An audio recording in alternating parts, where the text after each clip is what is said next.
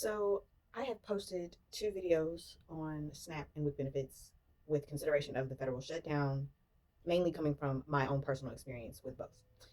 I noticed that there were a few comments stating that women should just breastfeed, that God gave you natural bottles. And I wanted to speak on that with love, but also in truth. Not every woman can produce enough milk or at all, even. And it's not a reflection of effort or faith, it is biology and circumstance.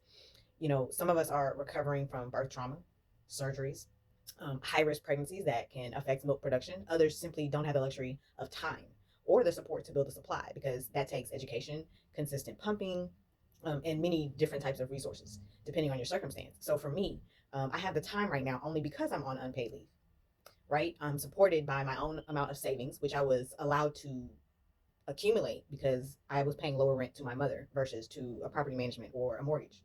I'm also supported by my child's father, financially and emotionally and physically. And then, of course, there's SNAP and WIC. So all of these resources that have been allocated to me in different ways and from different resources and people are a blessing, and they're not allocated to everybody. So not all women are in my circumstance and are able to receive these things.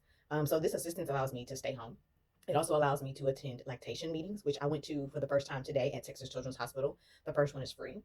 Um, and I was able to find out, about my baby's latching capabilities and any hindrances that deter her from latching the way a normal baby would. And I say normal because my baby is FGR, which is fetal growth restricted. She's been fetal growth restricted since I was about 30 weeks, meaning that her body weight was smaller in a lower percentile than the average baby at that week of gestation.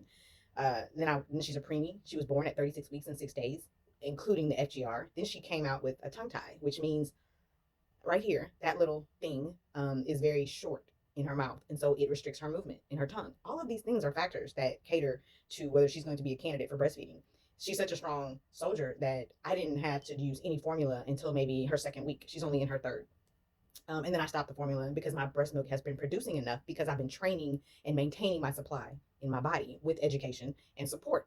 Again, two things every woman is not able to have, depending on their circumstance or biological restrictions. So I just wanted to say that before you judge a mother's journey, remember that some of us are literally fighting to give our babies a healthy start, and every mother deserves support and not shame.